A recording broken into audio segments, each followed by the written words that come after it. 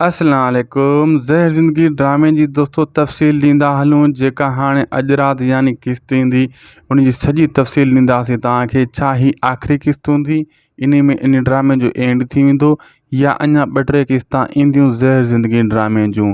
दोस्तों पहिरियां इन वीडियो खे पूरो ॾिसंदा जीअं तव्हांखे सॼी कहाणी सम्झ में अचे। तव्हांखे तफ़सील ॾींदा हलूं दोस्तों जेका अॼु राति यानी अॼु जुमो आहे छंछर जी राति जेका क़िस्त ईंदी इहा आख़िरी न हूंदी। इन क़िस्त खे जेको आहे इन फ़ैसिले में छिके छिके सॼी क़िस्त में ई फ़ैसिलो हलंदो। इहा क़िस्त हिते ख़तमु थी वेंदी। जेकियूं वरी ॿ ॾींहं खां पोइ वरी क़िस्तां अचण वारियूं आहिनि इन्हनि में वरी जेको आहे रबनि वारा वञी उते पुॼंदा ऐं ड्रामे जो जेको आहे न वरी फाइट ऐं जहिड़े वारा सीन शुरू थींदा। जेका अॼु राति क़िस्त अचणी आहे इहा तव्हांखे मां क्लियर कट ॿुधाए छॾी। छाजे करे रबनि ऐं ओठो आज़ादु थी चुका आहिनि।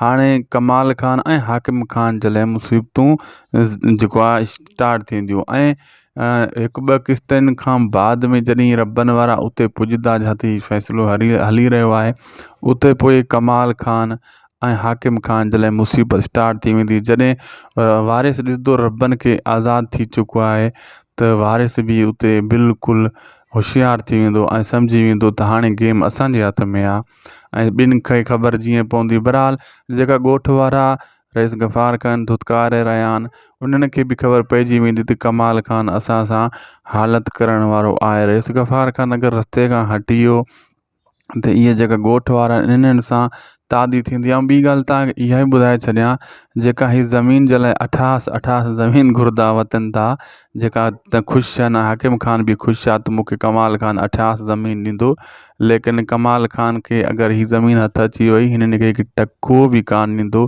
काई शइ कान ॾींदो। सभिनी दुश्मननि खे ओठे जीअं रस्ते खां हटाइण जूं प्लेनिंग स्टार्ट कंदो। बहरहाल दोस्तों अॻिते हलंदासीं, असांखे ॾींदा इजाज़त।